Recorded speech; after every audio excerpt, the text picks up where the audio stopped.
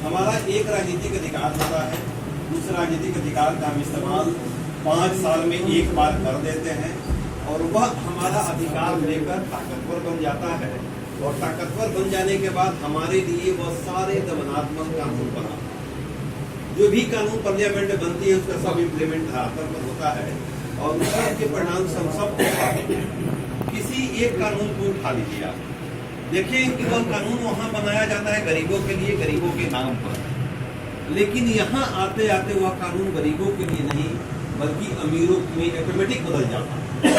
आप देखिए कि सबके बच्चों को पढ़ाने के लिए आंगनबाड़ी केंद्र बना हुआ है, यह गरीबों के बच्चों के उत्थान के लिए बना हुआ है, लेकिन आंगनबाड़ी की कमाई कौन करता है? आंगनबाड़ी केंद्र सिर्फ आपको देखने के लिए बनाया गया है, लेकिन उससे आपको कोई बेनिफिट नहीं मिलता है। खास समाज के कुछ लोग होते हैं जिनको 15 से 20 हजार रुपया की कमाई करते हैं और बाकी आपके लिए वे कुछ नहीं करते। अभी आप देखिए, आपको हेलमेट और यातायात सुविधा के नाम पर कानून बनाया गया है। सबको लगता है कि हेलमेट बहुत जरूरी है और इसमें हम नहीं पहनते हैं तो हमारी ही क्षति होती है। पता है, पिछले सप्ताह 1,56,00,000 रुपया पटना डिस्ट्रिक्ट में कलेक्शन हुआ है सिर्फ ट्रैफिक से, और वह कलेक्शन कहाँ जाएगा? सिर्फ हेलमेट पर 1 करोड़। और वह हेलमेट कहाँ जाएगा? वो पैसा पूंजीपति वर्ग जाएगा, इससे पूंजीपतियों के विकास कानून बनाएंगे। सप्ताह में आपको 70 से 80 बलात्कार पटना डिस्ट्रिक्ट में होगा। बलात्कार विरोधी कानून तो बना हुआ है, क्या उसका हो रहा है? बलात्कार किसका होता है? क्या शासक वर्ग का होता है? नहीं, शासक वर्ग का कोई बलात्कार नहीं होता है। वह आपस में एंजॉय करता है। बलात्कार जब भी होता है तो वर्किंग क्लास को होता है, मजदूर वर्ग। आपके लिए स्वास्थ्य योजनाएं बनी हुई है, सरकारी हॉस्पिटल बना हुआ है। सरकारी हॉस्पिटल के बिल्डिंग बनाने में कितना खर्च है? एक बिल्डिंग करोड़ों करोड़ का बना हुआ है, जो मजदूरों ने बनाया है। उसमें डॉक्टर की बहाली होती है, जो एक डॉक्टर को 3 लाख रुपया पेमेंट मिलता है। क्या आप उस पर इलाज करवा पाते हैं? सरकारी हॉस्पिटल जो आपके लिए बना हुआ है उसमें कोई इलाज नहीं करवा पाते हैं। आपका पीएमसी सरकारी इतना बड़ा हॉस्पिटल है, वो निकलता है, इतनी सारी सुविधाएं दी जा रही है, क्या उसमें आप इलाज करा पाएंगे?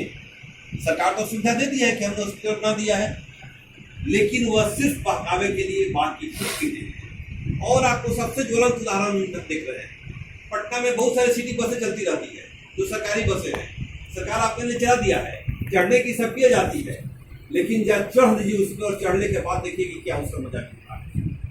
इतनी बसें तबाह कर दी है कि गर्मी से आपकी हालत खराब हो जाएगा।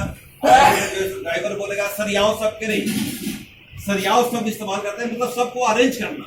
जितना भी आदमी बैठा हुआ है सबको कहेगा, खड़ा वाले आदमी को देखिएगा कि एक पर एक घोड़ा की तरह सरियाता है।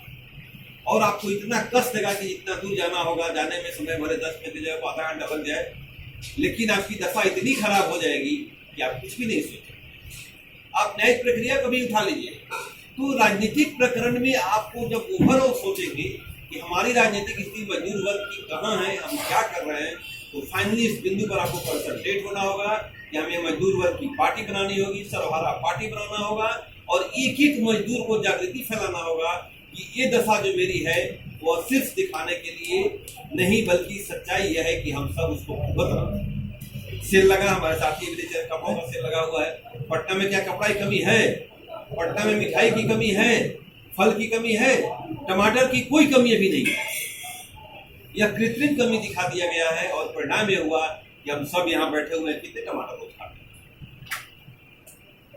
तो इसलिए हमें मजदूर वर्ग को एक एक चीज को समझना होगा, उसकी एक एक बात को समझना होगा। सारी बातें आपके नाम पर होती है, लेकिन आपको मिलता क्या है? मिलता कुछ भी नहीं है। आप प्रतिदिन चौराहा पर खड़ा रहेंगे, जिस चौराहा पर खड़ा होते हैं उस पर पीने के लिए पानी की व्यवस्था कागजी कलम द्वारा कर दिया गया है। हर चौराहा पर पीएचडी डिपार्टमेंट को बोला हुआ है कि आप वहाँ पानी की टंकी लगाइए, लेकिन टंकी लगा रहता है, वह सिर्फ कागज में बोला रहता है, बाकी कुछ नहीं। हाल ही में अखबार में एक न्यूज आया था पालीगंज के कुछ गांव के बारे में कि वहाँ लोगों की पीने की पानी की समस्या है। जब पालीगंज के पीएचडी डिपार्टमेंट से पूछा गया तो कहा कि नहीं, ऐसी कोई समस्या नहीं है, सारे ये कंट्रोल रूम खोल दिया गया है जहाँ की चापाकल का प्रॉब्लम होने के बाद आपको सूचना दी जाएगी और सारे चापाकल को अपडेट कर दिया गया है, कहीं कोई समस्या नहीं है। जबकि सच्चाई यह है कि हर गाँव में अभी पानी की समस्या बना। इसलिए साथियों, संगठित होकर